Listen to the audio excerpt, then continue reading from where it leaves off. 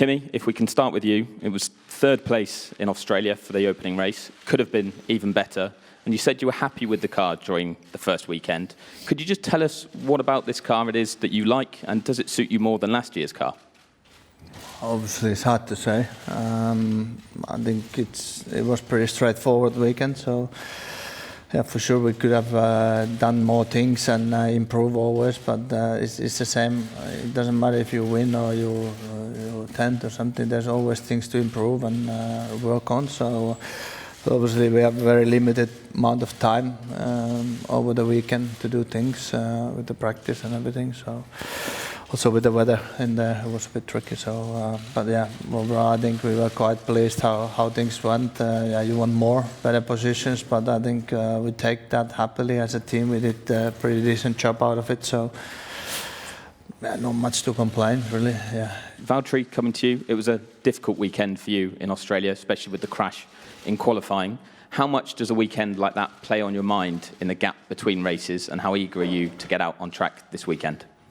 Well, not so much been in my mind because everything was kind of processed during the weekend, and it was a bad weekend. That's it. You know, now we still have 20 races to go, and we're here in Bahrain. So, yeah, nothing really to worry about at this point. You know, we have a competitive car. We know we still have a lot of work to do to make it better. But yeah, just a bad weekend. So looking forward to this one. Thank you very much. And Fernando, coming to you, you said on Saturday evening that hopefully you'd finish higher than P7 or P6 in Australia, and you went and finished in 5th place. So where will you finish this weekend?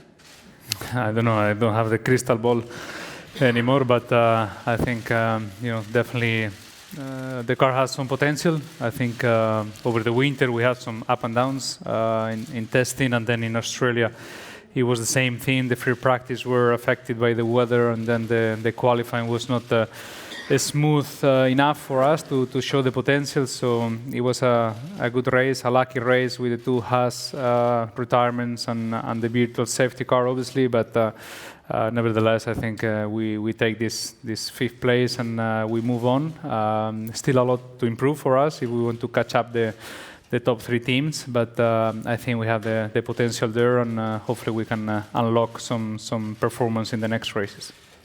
Fernando, following on from that, as you say, ups and downs and still potential to come, but are happy days here again?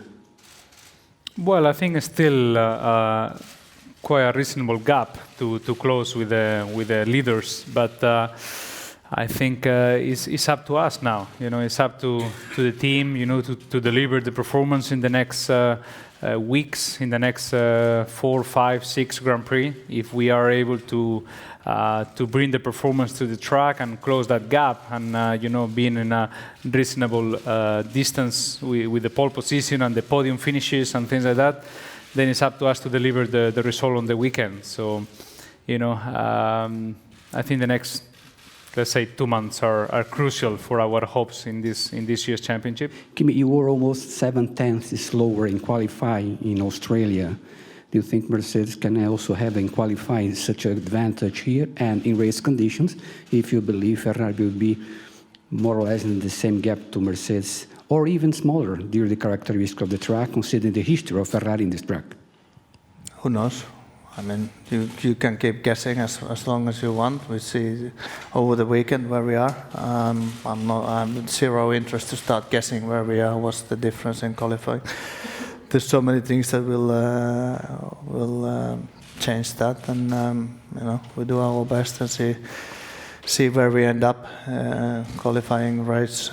But the most important part is the Sunday after the race, wherever we finished.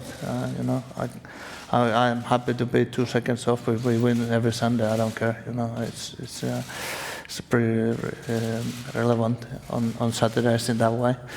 Yeah, I think pretty much the same. So you can always guess, but at this point we can only guess. So yeah, I think historically Ferrari has been good here. They had a good race pace in Australia.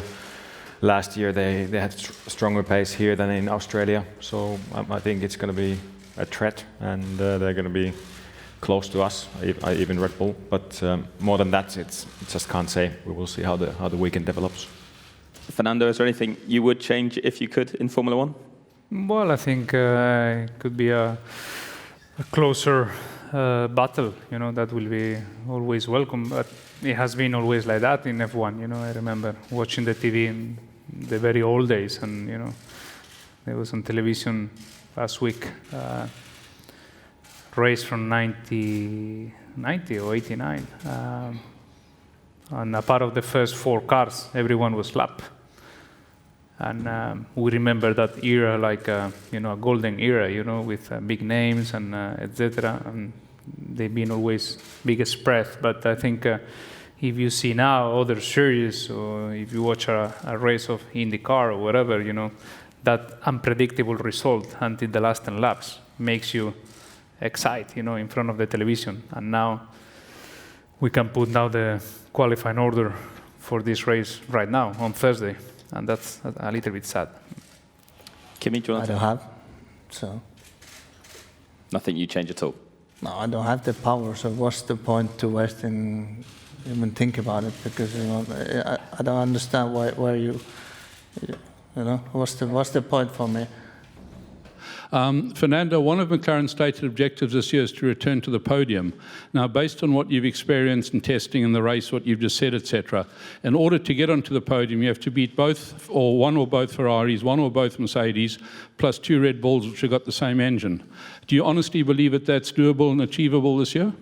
Yes. We were 2 places from that podium already in Australia, and they were very close the last 10 laps, the Ricciardo and Kimi fighting together. So, anything can happen in a race.